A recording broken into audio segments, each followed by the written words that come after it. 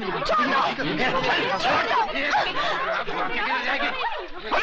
जाए, छोड़ जाएगा कमीने, मैं कह रहा हूँ छोड़ दे, छोड़ जाएगा बोल रहा हूँ। तुम लोग लड़की को ले जाओ, मैं इसको संभाल लेता हूँ। चल चल।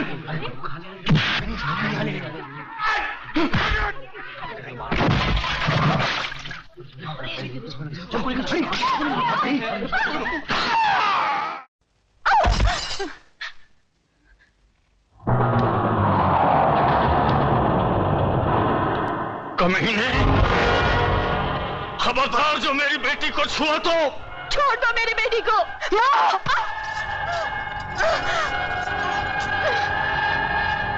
बहुत उछलता है ना अपने कलम के जोर पे, हाँ? कुछ भी लिख देता है अपने अखबार में, क्यों? लिखूंगा, जरूर लिखूंगा। अगर जिंदा रहा तो तुझ जैसे गद्दारों के खिलाफ जरूर लिखूंगा। हाँ, लिखना, जरूर लिखना। कल के अखबार में ये नाटक भी लिखना।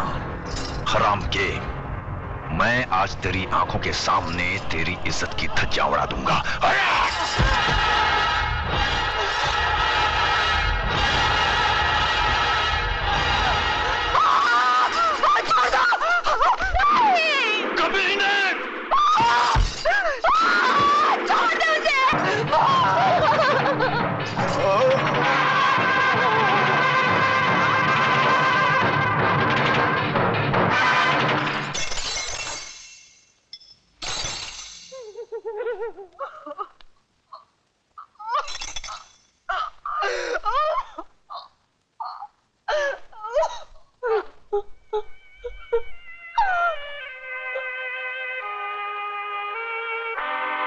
हराम के, देख लिया अपनी गलती का नतीजा।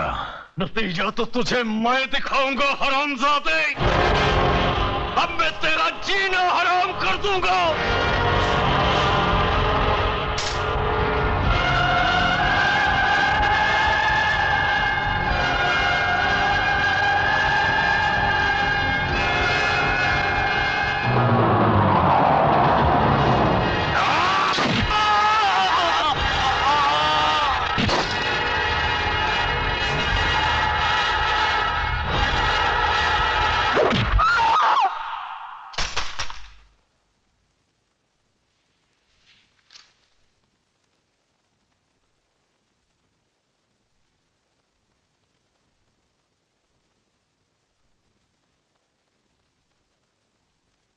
जज साहब, शायद आपको याद होगा, आज से 3 साल पहले ये गोल्ड मेडल आपने एमके गांधी लॉ कॉलेज की first class first student Megha Dikshit को अपने हाथों से पहनाया था।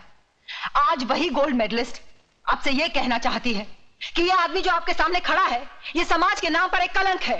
He is a rapist, he is a murderer. इसने मेरे साथ बलात्कार किया है, मेरी आंखों के सामने मेरे माँ बाप को काट दिया। इस आदमी को हमारे समाज में रहने का कोई हक नहीं है, your honour. Objection, your honour. Please let me finish. Mister Mirchandani, इन्हें बोलने दीजिए। मैं जानती हूं मिस्टर मिर्चंदानी क्या कहने वाले हैं, क्योंकि कानून की सारी किताबें मैंने भी पढ़ी हैं, और मैं ये भी जानती हूं कि किताबों में जो भी लिखा होता है वो कोर्ट और कचहरी में नहीं होता। अब मिस्टर मिर्चंदानी मुझसे गवाह मांगेंगे, सबूत मांगेंगे, जिनकी खोखली बुनियाद पर यह कानून टिका हुआ है। हर ये तो उन वकीलों में से है जिनका पेशा यही है कि सच को झूठ और झूठ को सच कैसे बनाया जाए। इनका कोई भरोसा नहीं। ये तो ये भी कह सकते हैं कि उस हादसे के दिन चतुर सिंह इस मुल्क में ही नहीं था। Exactly your honour. तो फिर देर किस बात की है? वो नकली पासपोर्ट, नकली टिकट, नकली होटल का बिल जहां चतुर सिंह ठहरा था, वो जज साहब को दे दीजिए ताकि जल्द से जल्द फैसला हो जाए। वो सारे सबूत इस फाइल में मौजूद है योर ऑनर। ये रहे वो सारे सबूत जो इन्हें निर्दोष। Brilliant mister Mirchandani, brilliant.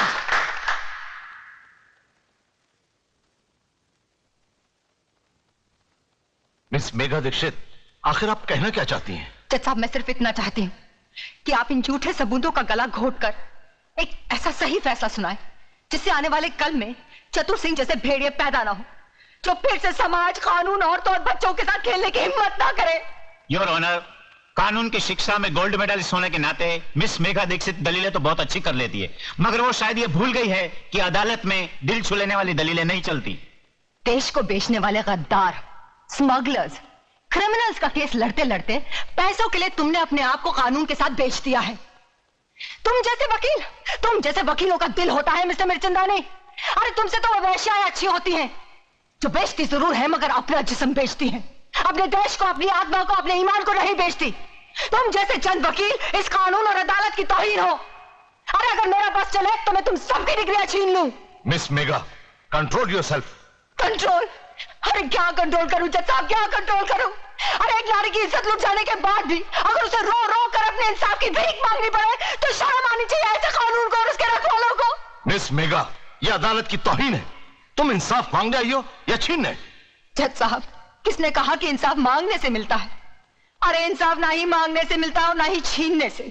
आज तो इंसाफ बिकता है, सिर्फ बिकता है। इसीलिए चतुर सिंह जैसे वैशी दरिंदे अपना सीना तान कर समाज में घूमते हैं, कानून को रुमाल समझकर अपनी जेब में रखते हैं। Your honour, miss Megha Dikshit बिना मतलब की बातें करके अदालत का वक्त जाया कर रही है, इसलिए मैं अदालत से रिक्वेस्ट करता हूं कि अदालत अपना फैसला सुनाए। अरे ये क्या फैसला सुनाएंगे? क्या फैसला सुनाएंगे? ये फैसला मैं सुनाती हूं। तमाम गवाहों के बयानात और सबूत की बिना पर अदालत इस फैसले पर पहुंची है कि श्री चतुर सिंह जनता के सेवक बेकसूर है, इसलिए इन्हें बाइज्जत बरी किया जाता है। ये नाम का फैसला जज साहब। मेरी बात सही निकली। जज ने उन झूठे गवाह और खोखले सबूतों की बुनियाद पर चतुर सिंह को छोड़ दिया और मैं अदालत के कटहरे में खड़ी अपने देश के अपाहिज कानून को देखती रही।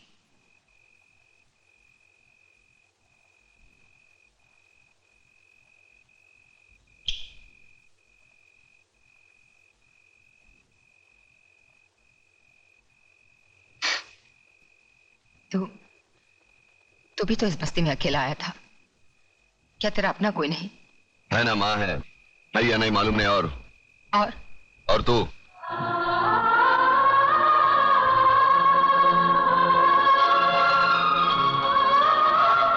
कभी किसी को लूटा नहीं, हराम का खाया नहीं, बेवड़ा नहीं पीता। बीड़ी पीता हूं, मुंह से बदबू आती है, सोच ले।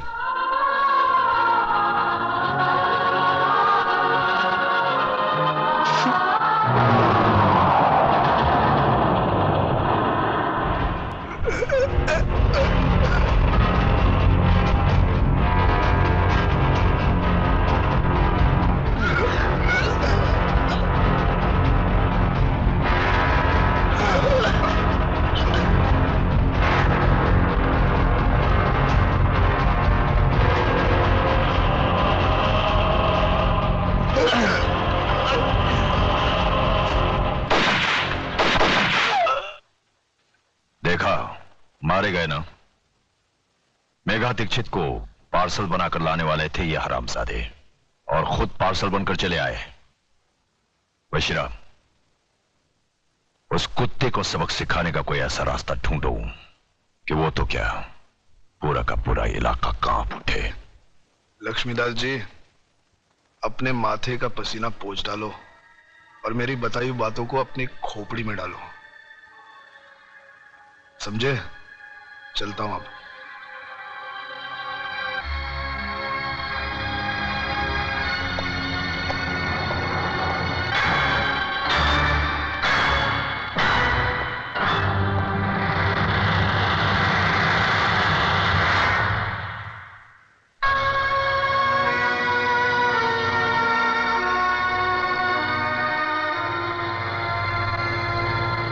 क्या बात है बापू, कौन था वो आदमी? उसे यहाँ पहले तो कभी नहीं देखा। तुझे क्या लेना देना इन सब बातों से? मुझसे मिलने कोई अजनबी नहीं आ सकता क्या? आ सकता है बापू, क्यों नहीं आ सकता? मगर उससे मिलने के बाद आप पसीने में तरबतर क्यों हो गए? सच बताओ बापू, बात क्या है? कोई बात नहीं है, चिंता की कोई बात नहीं है इसमें। आपकी लड़खड़ाती जबान ये बता रही है मुझसे कुछ छुपा रहे हैं। बापू, अगर आपने सच नहीं कहा ना, आपको अपनी इकलौते बेटी की कसम है। कोई बात किसने कहा तू मेरा इकलौता बेटा है? 2 बेटे हैं मेरे, छोटा तू है और बड़ा प्रताप है। धनिया, सच बता, क्या बात है? तेरे एक नहीं 2 बेटे जिंदा है, बता बात क्या है? नहीं, वो तो है ना, वो तो है ना, कोई बात नहीं है, कोई बात नहीं है। क्या होता है, वो 2 चीज है जो इंसान को अंधा बना देती है, जमीन और जायदाद। इसने योगराज की बेटी से प्यार किया और हम दोनों बापों ने मिलकर उसका धंधा कर डाला। धंधा। अच्छी लड़की है, लड़की अच्छी है। और योगराज, वो तो साला बहुत बड़ा खिलाड़ी आदमी है और मैं सीधा साधा व्यापारी। उसके खेल में मैं फंस गया हूं। अब इस खेल में या तो मेरी बस्ती जाएगी या मेरी जिंदगी जाएगी। नहीं बापू, हमारे होते आपको कुछ नहीं होगा। कौन है वो लोग, नाम बता। अरे बेटा, उन लोगों की ताकत का तुझे अंदाजा नहीं है। सारा शहर उनके सामने सर झुका के चलता है। वो अपनी हैसियत नहीं है। अरे हैसियत की बात छोड़, तू पहले मुझे उनका नाम पता बता दे। बताऊंगा, बाद में बताऊंगा। तू जाके चाय बोल पहले। जाके चाय बोल, जा। प्रताप, मुझे लगता है असली बात बापू गोल कर गए। मैं ये बात कभी नहीं मान सकती अतुल। मैं अपने डैडी को अच्छी तरह जानती हूँ। वो मेरी खुशियों के लिए ऐसा कभी नहीं कर सकते। और फिर धन दौलत की हमें क्या कमी है? ममता, अगर तुम अपने डैडी को अच्छी तरह जानती हो तो मैं भी अपने बापू को अच्छी तरह जानता हूँ। वो आदमी जिंदगी में कभी झूठ नहीं बोलेगा। मुझे तो डर है कहीं अपने प्यार को। हमारे प्यार को कुछ नहीं हो सकता अतुल, कुछ नहीं। और एक बात मेरी भी सुन लो, अगर मेरे डैडी ने हमारे प्यार का सौदा किया है तो मैं अपने प्यार के लिए सब कुछ छोड़ सकती हूँ। और सब कुछ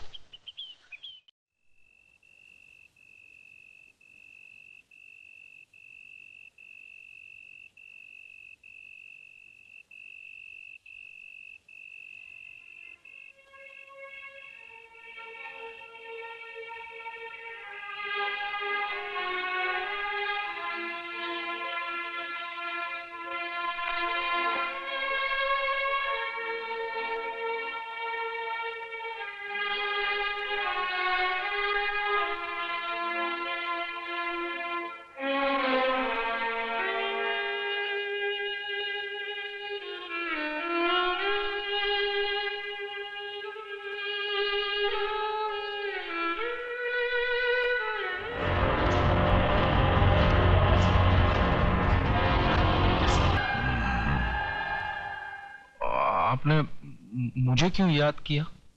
लक्ष्मीदास, दुनिया में ऐसे बहुत सारे लोग हैं जिनको कोई चीज पसंद आ जाती है तो वो उसे छीन लेते हैं, मगर हम उनमें से नहीं हैं। हमें जो चीज पसंद आ जाती है हम खरीद लेते हैं। तुम्हारा लक्ष्मी नगर हमको बहुत पसंद है। वहां युवराज के साथ हम बहुत बड़ा कॉम्प्लेक्स बनाना चाहते हैं। ये सूटकेस के अंदर 3 करोड़ रुपए कैश है और तुम्हारे सामने ये एग्रीमेंट के साथ 2 करोड़ का चेक है। दाम बिल्कुल बराबर है म्यूनिसिपैलिटी के वैल्यूएशन के हिसाब से। अब इस एग्रीमेंट पे साइन करो, खोके उठाओ और ऐश करो। मगर ये मुझे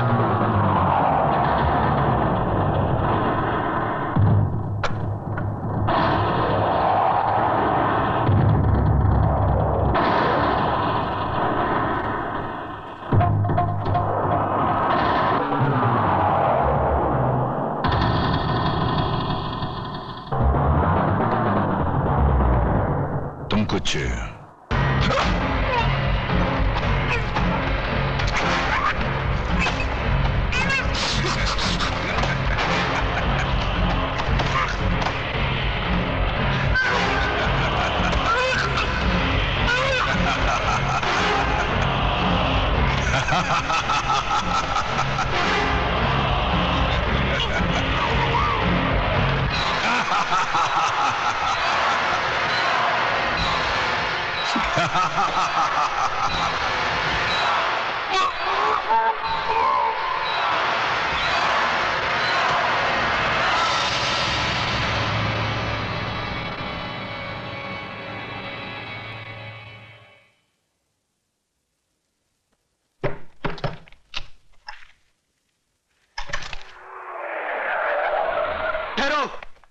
लाश को कोई भी हाथ नहीं लगाएगा। यह पुलिस केस है। यादव, फोटोग्राफ्स लो।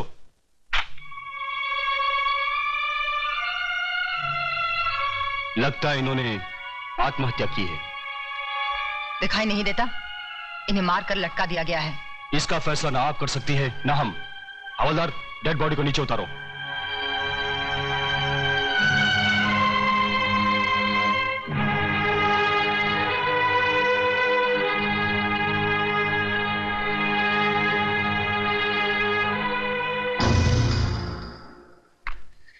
देखिए इंस्पेक्टर, देखिए, है क्या इनके गले पर कोई निशान? हर आदमी जब आत्महत्या करता है तो उसके गले पर निशान होते हैं, उसकी जबान बाहर निकल आती है। साफ साफ नजर आ रहा है कि इन्हें मारकर लटका दिया गया है। मेघा जी प्लीज, आप हमें हमारी कार्रवाई पूरी करने दीजिए। हाँ करो, कार्रवाई करो। अरे इस्माइल भाई साहब को साहब के लिए चाय बोलो, कुर्सी लाओ, लिखो जो जी में आए वो लिखो, और बाद में डाल देना पुलिस थाने के किसी गोडाउन में सड़ने के लिए जहां लाखों के सड़ रहे। लिखो लिखो। इस तरह गर्म होने से कोई फायदा नहीं, जो हो चुका सो हो चुका। लक्ष्मीदास जी की मौत का मुझे भी अफसोस है। अरे बाबा ज्यादा अफसोस मत करो, मेरा धनिया उठ जाएगा कहीं। Mister Pratap, please shut your mouth and keep quiet. What do you mean keep quiet? What do you think about yourself? हाँ, ये खाकी वर्दी पहन ली, ऊपर टोपी पहन ली, हो गए कानून के रखवाले। अरे कानून यहां से जानो, यहां से जताओ, पहले अपने खून में बहती हुई बेईमानी को मिटाओ। निकले कार्रवाई करने, साला कोर्ट इनकी, कानून इनका, सबके सब साले मिले हुए। मैं खुद गुनाहगार है, वो क्या लिखेगा रिपोर्ट? इन्हें पोस्टमार्टम के लिए हॉस्पिटल ले जाना पड़ेगा। हवलदार, ए हवलदार, ए संभाल के। ए देख, यहाँ छोटा मगज होता है, उसको धक्का लगेगा ना तो आदमी मत।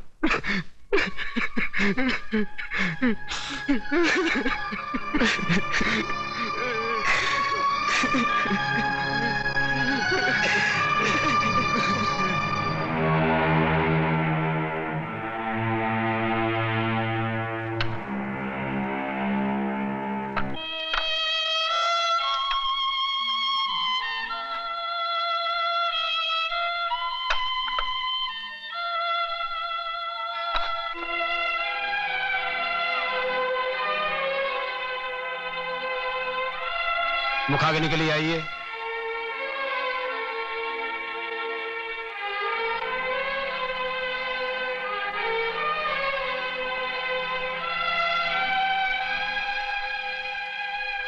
बड़ा बेटा होने के नाते मुझे एक वचन दे, मैं जिधर भी मरूं ना, मेरी चिता को तू ही आग लगाना।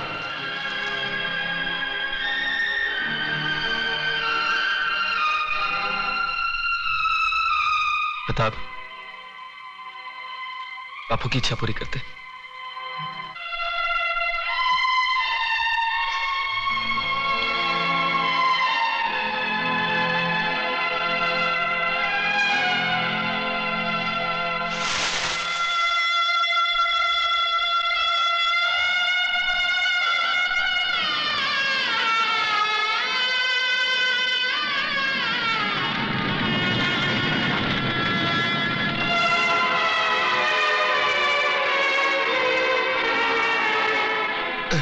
मैं हूं ना, मैं हूं ना।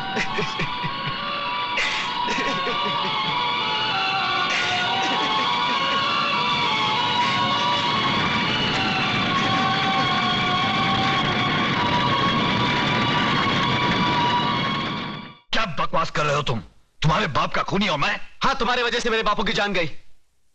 बापू ने मुझे जो कुछ भी बताया था वो कानून के सामने तुम्हें गुनहगार साबित करने के लिए भले काफी ना हो, लेकिन मेरी आंखें खोलने के लिए काफी है। आज से वो सारे रिश्ते खत्म हो गए जो पैसे की लालच में तुमने हमसे जोड़े थे। ठहरो अतुल।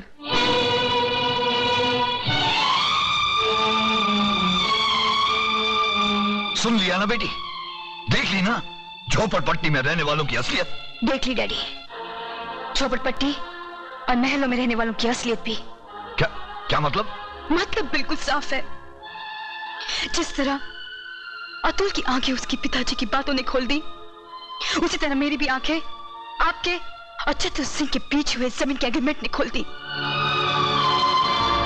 ऐसे अरबपति और बेईमान बाप से तो ऐसा गरीब पति का झोपड़ा बेहतर है। कम से कम उसकी दीवारें खून से तो रंगी हुई नहीं है। चलो अतुल,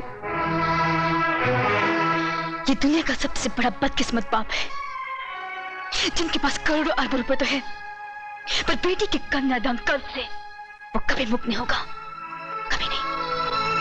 बेटी बेटी बेटी मेरी बात तो सुनो। अरे कहां उस रात के ढेर में अपनी जिंदगी को ढूंढने जा रही हो तुम?